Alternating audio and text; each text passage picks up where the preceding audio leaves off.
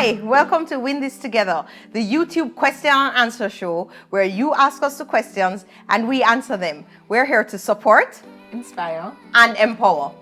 So, let's go, Camila. All right. What do you have? So I have a really good question. This is from an Instagrammer, Lady Jenny T. She has a really good question. So she says, I wish you were around to push and motivate me, I swear. Well, that's why we're here today. I set my phone alarm so I can get up to exercise, and girl, all know, SMH. Every morning it's alarm. I feel too lazy and weak to get out of bed. I really want to lose this weight. I'm uncomfortable and I'm feeling really uncomfortable. Sigh. I can't afford a gym or a trainer currently. I'm currently unemployed. So I told myself that I'm going to watch your videos to try to do my thing. I live in Portmore, so you know the hills is there, and I plan on walking it, but I just don't know where to start. All right, Miss Jenny T, slow it all down. I think when you're about to start a fitness and health, any journey to be honest, it gets overwhelming. You're thinking about everything. I have this to do. I'm unemployed. I don't know what to do. The point is, how do you start? You just start. I've never heard anything better than that. That's an excellent just answer.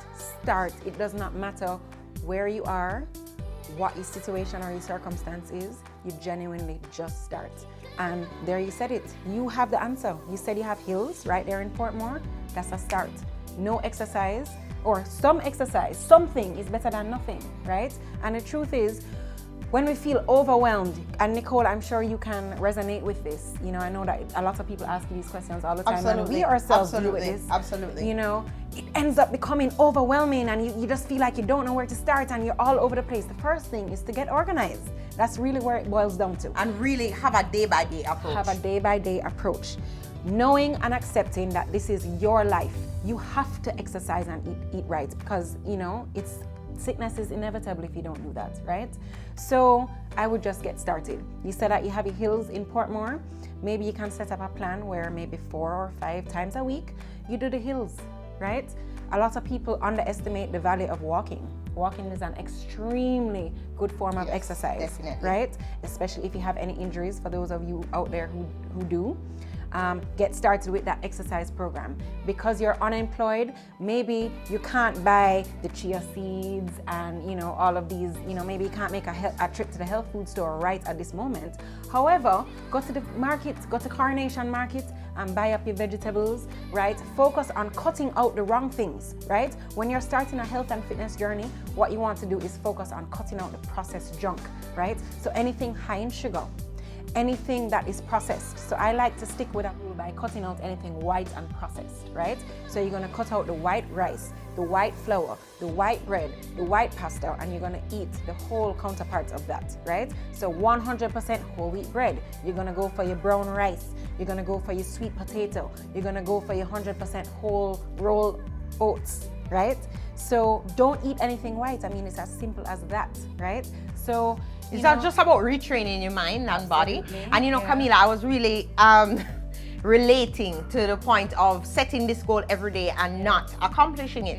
And you know, that's really dangerous because you lose faith in yourself. So there comes a point, just like what Camila said, where you just have to do it. You hear the alarm, you're gonna just have to get up. There's no lazy in But it keeps getting easier and easier is the point. Because we're creatures of habit, and once you start to do it and once you start to feel the results, you start to feel so amazing. You can't imagine your life without it. Absolutely. Right? So I know that you feel overwhelmed right now. There's a lot going on. You're unemployed, but just start. That really is the answer. Get up, do your hills, cut out the processed junk. Don't eat anything white and instead eat the whole real foods. And it's as simple as that. You can do it, Miss Lady T. I know you can from Portmore. Big up yourself. Thank you so much for your question this week. All right, so my question comes from Victoria Taylor. She's a Jamaican engineer turned fashion designer. And her question revolves around how to find a mentor without joining a network group. So the first thing I want to say, Victoria, is that don't rule out networking groups. Now, people shy away from networking groups sometimes because they don't really understand how to network.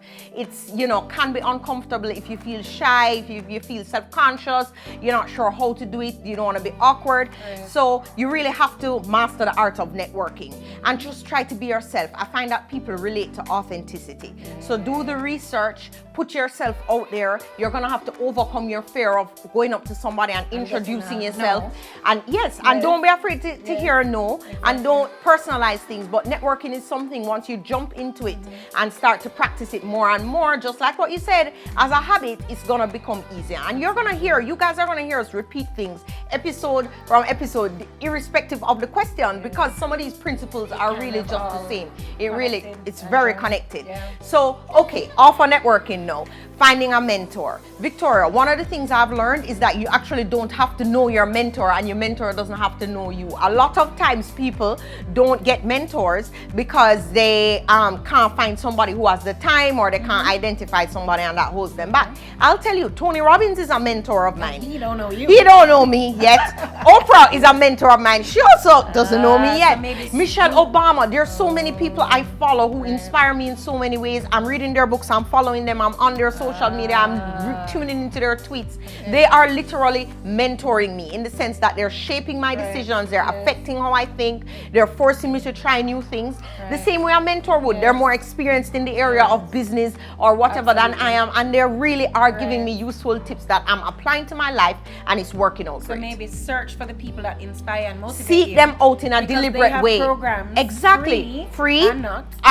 And you need to invest in yourself anyway. Absolutely. But the point is, you can access, in the era of the internet and technology, Anything. you have no excuse. You can access mentors from all over the world because everybody is putting out.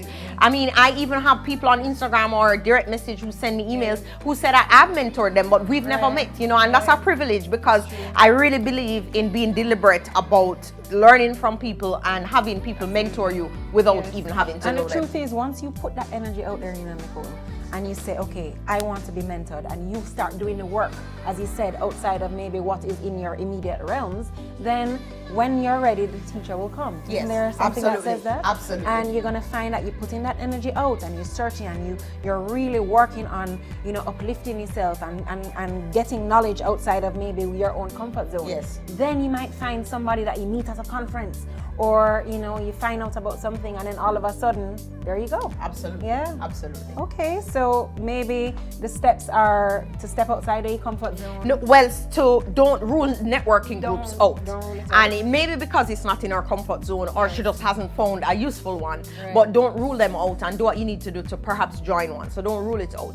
And then don't feel like you have to know your mentor for your mentor to be a mentor. So you can find mentors from all over the world that have done things you want to do, speak to your goals, and that you resonate with you, and then make them your mentors. So it's just 2 tips. All right, really quickly, for those 2 tips, what are some network groups that you would recommend? And 2, who are some people that inspire and empower you?